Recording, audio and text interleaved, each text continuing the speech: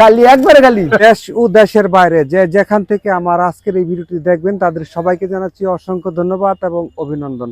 আমি এখন দাঁড়িয়ে আছি দৌলতপুর ইউনিয়নের দৌলতপুর ভূমি অফিসের সামনে। যে দৌলতপুর ইউনিয়নের যে রথতলা বা রথখোলা বাজারটি রয়েছে, যে এখান থেকে একটা সময় রথ আসতো এবং এই রথে হাজার হাজার হিন্দু ধর্মাবলম্বীরা অংশগ্রহণ করতো এবং এই রথটা পাশে একটি বাবুর বাড়ি রয়েছে, সেই বাড়িতে যেত।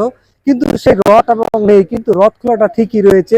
যেহেতু রথ হতো এবং সেই রথে বিভিন্ন মেলা বসতো আর মেলাতে বিভিন্ন ধরনের খোলা বসতো, সেই থেকে আর নামকরণ হয়েছে হয়তোবা রথ খোলা। আবার হয়তোবা যেহেতু রথ এখানে হতো সেই জন্য এর নামকরণ করেছে রথতলা বা রথ খোলা বা তলা, যেটাই হোক। এর সাথেই রয়েছে পুরাতন ব্রহ্মপুত্র নদী। সেই পুরাতন ব্রহ্মপুত্র নদীরা যদিও এখন করা হয়েছে খনন করার পরে পানি থাকে সর্বক্ষণ। এই পানি পার হয়ে নদীর ওই পারে যারা বসবাস করে তাদের এই পারে আসতে অনেক দুর্ভোগ পোহাতে হয়। সেজন্য তৈরি করা হয়েছে বাঁশের একটা সেতু। সেই সেতুটি করা হয়নি অহেতু। এই সেতুর উপর দিয়ে অনায়াসে হেঁটে এই পার এবং ওই পার যেতে পারে। নদীর ওই পার রয়েছে গাজীপুর জেলার কাপাসী উপজেলার সনমানী ইউনিয়নের মির্জানগর গ্রাম, আর এই পাশে রয়েছে রথখোলা, যা ওই পাশের মানুষের এই পাশে অনেক সময় থাকে কিছু কাম, সেই কামটি সারার জন্য মূলত এখানে আসে। আসুন আমি এখন আপনাদেরকে দেখাই দৌলতপুর ইউনিয়ন ভূমি অফিসের সামনে থেকে। দৌলতপুর এই যে রথতলা বাজারটি অনেক পুরাতন এবং ঐতিহ্যগতভাবে বাজার, কিন্তু সেই বাজারের পুরান কিছু নিদর্শন রয়েছে। কালের প্রয়োজনে সময়ের আবর্তে অনেক কিছুই হারিয়ে গিয়েছে। কারণ এই বাজারটির যে কেন্দ্র করে হয়েছিল তৎকালীন সময়ে এখানকার বসতির উপর ভিত্তি করে, বর্তমানে তার গুরুত্ব অনেকাংশেই কমে গিয়েছে। কারণ বিভিন্ন আশেপাশে অনেক দোকান হয়েছে, সেই দোকানপাটের কারণে এই বাজারে আর ওইভাবে মানুষ আসে না, আর এই বাজারকে আর যেন আর আগের মতো ভালোবাসে না। তো আমি আপনাদেরকে আরো কিছু দৃশ্য দেখাচ্ছি, আপনারা আমার সাথেই থাকেন। যাদের ভালো লাগবে তারা অবশ্যই আমার ভিডিওটা শেয়ার করবেন, কমেন্ট করবেন। এই সভ্যতার যে নিদর্শন কিছু রয়েছে, কিন্তু আগের স্থাপত্য এবং স্থাপত্য খোলা এখন আর নেই। যেহেতু এটা একটা রথতলা বা রথ খোলা, এখানে একটা সময় হিন্দু সম্প্রদায়ের বসবাস ছিল।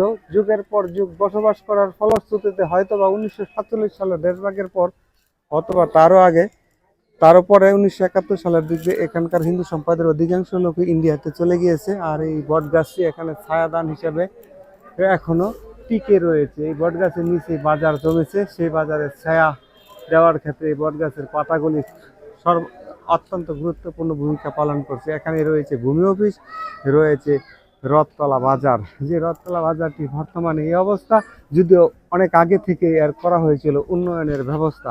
এটা 2000 সাল অথবা তার আগে করা হয়েছে, কিন্তু তার সময়ের প্রয়োজনে তার বাজারের গুরুত্বটা অনেকটাই কমে গিয়েছে। আশেপাশে অনেক দোকান হওয়াতে কারণে এই যে একটি পুরাতন ভবন, দুঃখিত, পুরাতন একটি ঘর, আসুন দেখি তার কি খবর।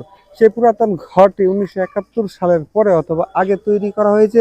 কারণ এরকম ডিজাইনে, এরকম নকশায় কাঠকেওয়ারি ঘর বলে, সেই ঘরটি এখন কি অবস্থা। হয়তোবা একটা সময় এই গড়টির গুরুত্ব এবং প্রয়োজনীয়তা এবং দাপট ছিল অত্যন্ত সুদূর প্রসারী, অর্থাৎ ক্ষমতা কারো চিরস্থায়ী নয়। এই গড়টি দেখে তা অনুমান করা যায়। এই গড়টির ভিতরে যে একটা সময় যে সকল লোকেরা ব্যবসা বাণিজ্য বা বিভিন্ন কাজকর্ম সম্পাদন করতেন এই বাজারের, সেই ক্ষেত্রে তারা ছিল খুবই প্রভাবশালী।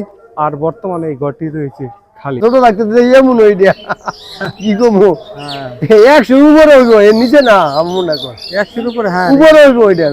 আপনি কি বিক্রি করতেছেন? ভান্সি বেরি বেশি আর কি, বেচা কিনা হয়? বেশি নি হয় মোটামুটি। পুরান একটা ঘর, এই ঘরটা কি দোকান ছিল নাকি? না, এটা আগে দোকান আছিল, পরবর্তী আর একটা বাজারে কুচ্চর হয়েছে পরে এই বাজার একটু ড্যাম খেয়ে গেছে। আচ্ছা আচ্ছা। ওই যে সামার পাড়া ইটা আছে না, হ্যাঁ, তো সব আনতে বাজার করতো, অনেক কামান নয় না। মানে এই ঘরটা ছিল আগে যারা ব্যবসা করতো তারা ছিল প্রভাবশালী, তারা নেই। ঘরটা এখন খালি, খালি একবারে খালি খালি। আমি এই কদিন বইতেই। এটা হচ্ছে দৌলতপুর ইউনিয়ন পরিষদ। দেখে যেন মনে হয় এর রয়েছে অনেক বিপদ, অর্থাৎ এরা পরিত্যক্ত, তাই অন্য জায়গায় এর কার্যক্রম চলছে। আর এখানে রয়েছে সুবিশাল একটি মসজিদ নির্মাণাধীন। শামীম ওসমান ব্যাপারী, রথতলা বাজার থেকে। সবাই ফলো দিয়ে সাথে থাকবেন।